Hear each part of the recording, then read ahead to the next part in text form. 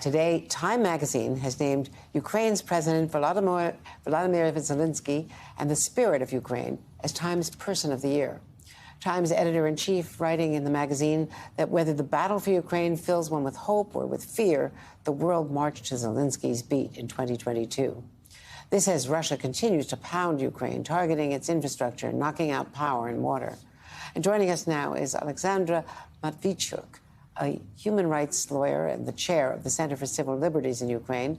And this Saturday, her organization is going to be one of 3 receiving the Nobel Peace Prize in Oslo, Norway, along with 2 other human rights advocates. First, congratulations to you and your organization. What you're doing to document the war crimes is just so important to Ukraine, to humanity, to hold Russia accountable. Do you think that Russia will ever pay the price for what it is doing? I have no doubt, because for decades, Russian troops committed war crimes in Chechnya, in Moldova, in Georgia, in Mali, in Syria, in Libya, in other countries of the world. And they have never been punished for this. And they start to think they can do whatever they want. Do you think Vladimir Putin could ever be held accountable personally the way Milosevic was after the war in Bosnia? If he will be alive, he will face international court. Because we know from the history, a lot of leaders of the authoritarian regimes think themselves untouchable, but they will appear under the justice.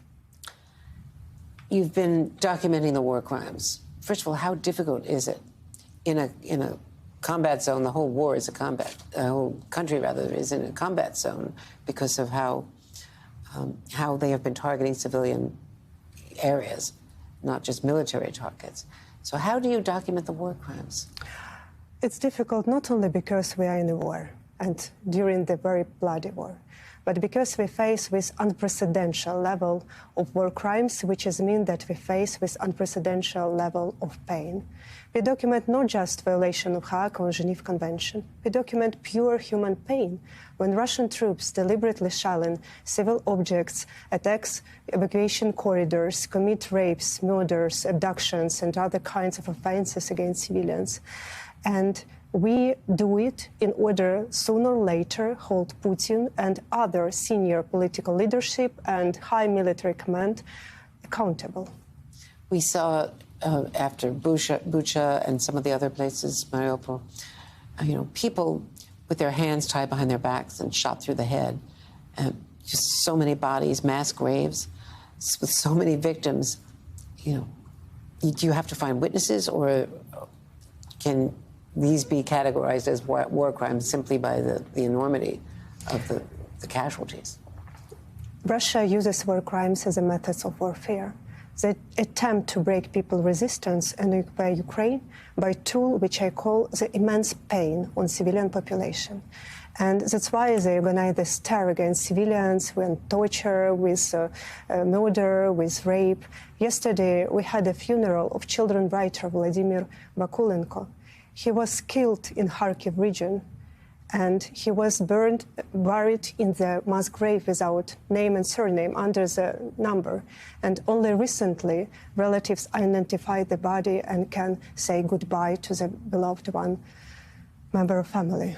Is your organization also trying to identify victims through DNA and other ways of trying to connect people to their families? We try to help victims to restore justice, and we as Ukraine need assistance of different specialists who can work with us on the ground, for example, DNA identification. And the targeting of the infrastructure, U.S. officials have described that as war crimes, the electric power grid.